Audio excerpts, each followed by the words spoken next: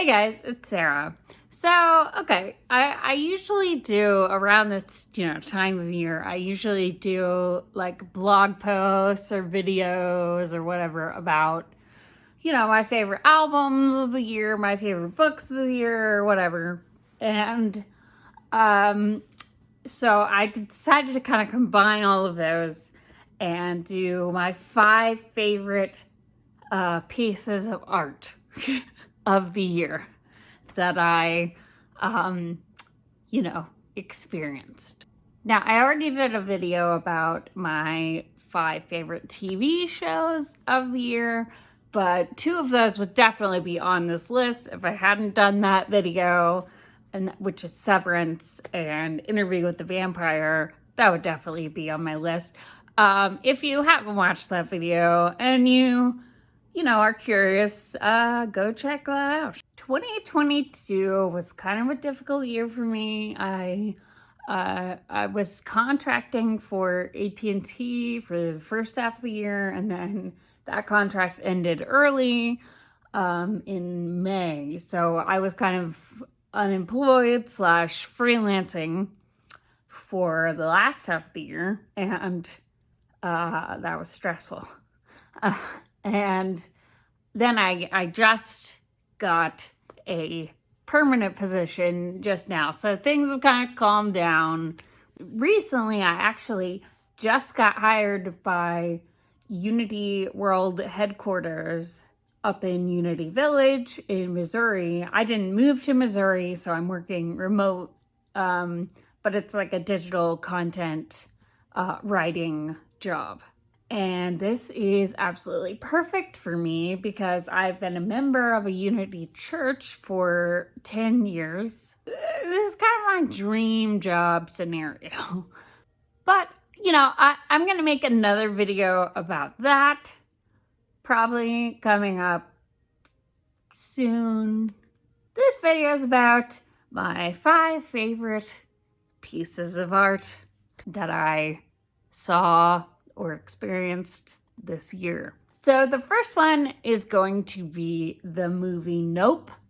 I've been a big fan of, Get Out and Us, and Jordan Peele, I think, is a really talented filmmaker, writer, director, all of that jazz. And I thought this movie, Nope, was really creative and really unique. And it had a unique premise. Like, I've never seen another movie like that. And it was entertaining. And it was, it was funny. It was like, it was really well written. Dialogue was really sharp and really well paced. I really loved the acting. I really loved everything about this movie. So yeah, if you haven't seen it, I would definitely suggest checking it out. All right, so next we have something that I just watched, and that is the 30th anniversary special of Beauty and the Beast that is now streaming on Hulu and Disney Plus, I believe.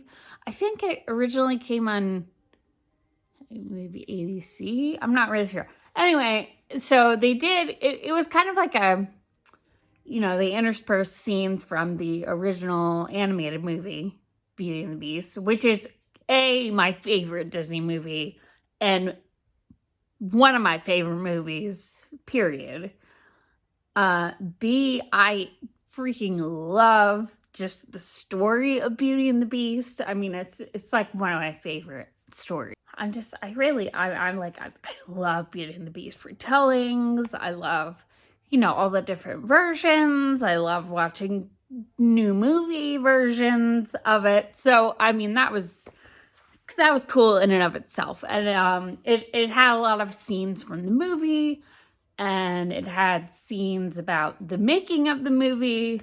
And then they had kind of like reimagined live musical versions of, some of the musical numbers from Beauty and the Beast. First of all, they did a lot of like really, really cool theatrical things in this that I absolutely loved. I loved the way they represented kind of the rose, and they used different dancers to represent the petals, and it just looked really cool. Just the way they choreographed the whole thing, the costumes. Josh Groban, he played the Beast, and he had kind of like this, I want to say like steampunk looking Beast costume, but like you could also see his face the way they had it set up. So, I mean, it was really like, I felt like they really put some kind of innovative theater into the performance, which I thought was really awesome. But for me, the best part about it was Josh Groban singing the song Evermore.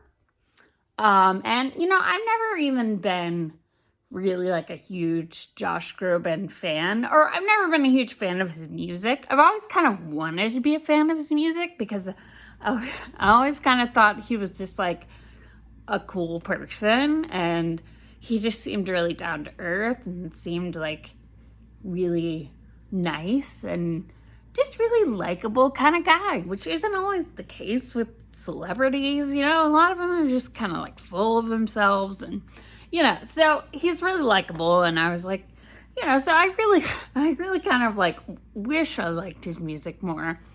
But after this, I have been inspired to kind of listen to more of his music. So, maybe it'll grow on me. But oh my God, you guys, you need to go watch this special if you are at all a fan of like Broadway type singing or theatrical kind of performances. I mean, he did an amazing job. Like, I legit gave him like a standing ovation alone in my living room. I was like, yes. I just don't normally have that kind of reaction to a live musical on TV. I did get really obsessed with the John Legend Jesus Christ Superstar they did a few years ago. Anyway, so everything else they did was from the original animated movie, but this song Evermore was from the live action 2017 film, which I still love.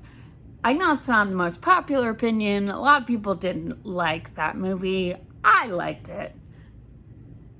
Again, you could probably do any kind of Beauty and the Beast, and I would probably be about it. But Josh Groban singing Evermore, I would almost say like that is my piece of art that I'm talking about, and not really the entire special. I mean, the entire special was really good. It was really good. But wow, that was an amazing performance. The next thing that was one of my favorite things that I experienced this year was the book series called Once Upon a Broken Heart by Stephanie Garber. Currently, there are only 2 books out in the series, but there's a 3rd one coming out next year, I believe. I was like hooked on this series. I really, really loved the main kind of love story between Evangeline and Jax. I love how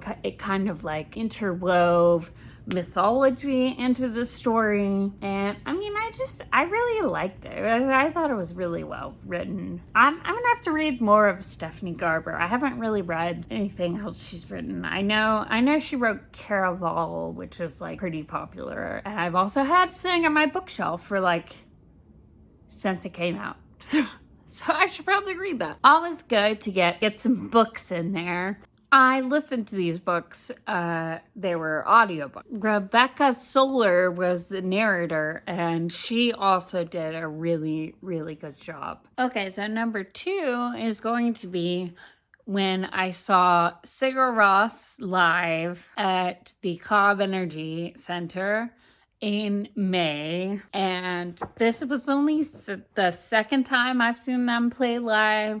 They don't tour a lot. Anytime you see them live, it's like a magical experience. You're completely immersed, or I am at least, in their sound, and it was exactly the show I needed to see.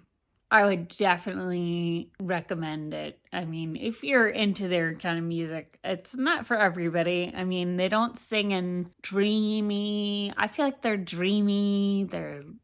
Anything I listen to is going to be kind of dreamy, mellow.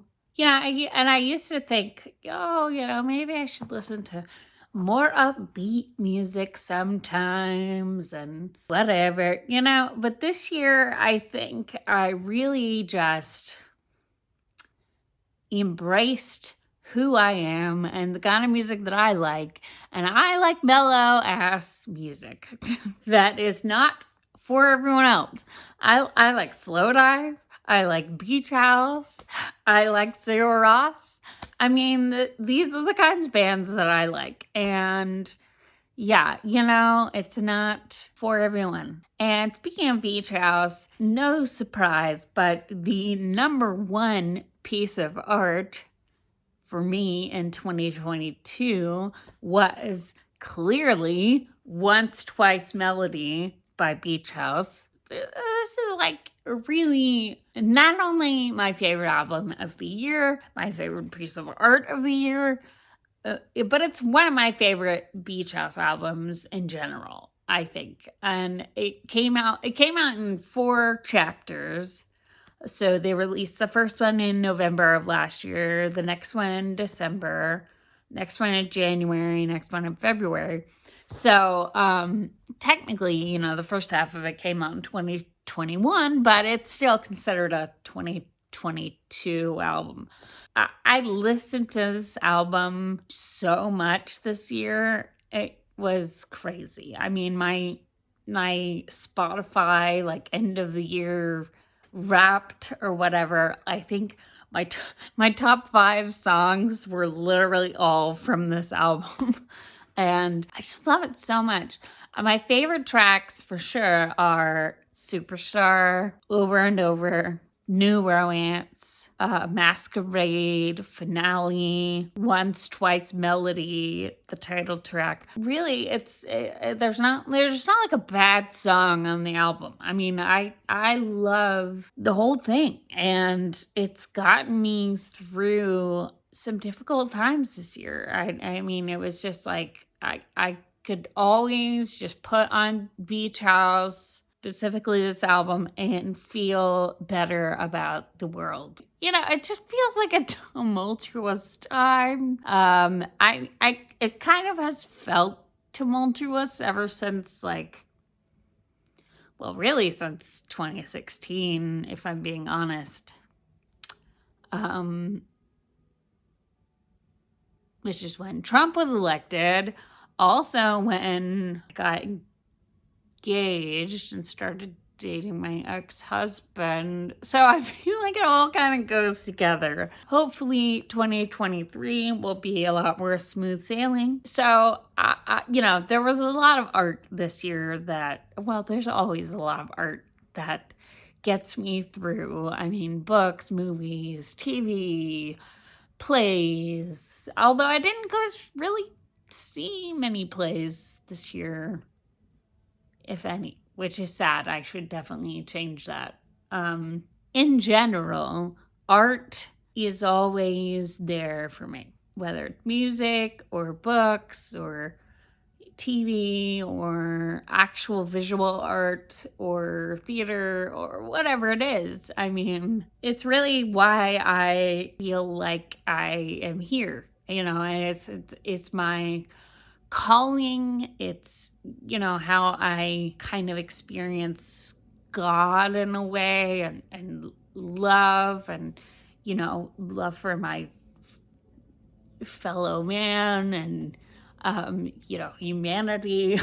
Not to get super deep, But I think it's pretty clear that I am obsessed with art because, I mean, yeah, I've been a musician.